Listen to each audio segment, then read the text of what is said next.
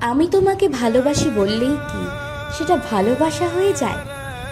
না, ভালোবাসি বললে ভালোবাসা হয়ে যায় না। ভালোবাসা এটা তো শুধু একটি শব্দ। যেমন ধরো, আমি বললাম তোমার জন্য জীবন দিতে পারি, কিন্তু তাতে কি সত্যিই জীবন দেওয়া হয়ে যায়? ভালোবাসার নেই কোনো ধরন, নেই কোনো চিত্র। ভালোবাসা প্রকাশ্যে হয় না, ওটা অনুভবেই ধরা দেয়। ভালো থাকার জন্যই ভালোবাসা। মানুষ ভালোবাসে প্রিয়জনকে পাশে পাওয়ার আশায়, কিন্তু আমার মনে হয় পাবো কি পাবো না তা তো কেউই জানে না। কারণ আমরা মানুষ, কখন এই জীবন থেমে যাবে তার কোনো নিশ্চয়তা নেই। পাওয়ার আশায় ভালোবাসার চেয়ে যতটুকু সময় পাশে আছো সেই সময়টুকু প্রাণ ভরে ভালোবেসে আগলে রাখাই শ্রেয়।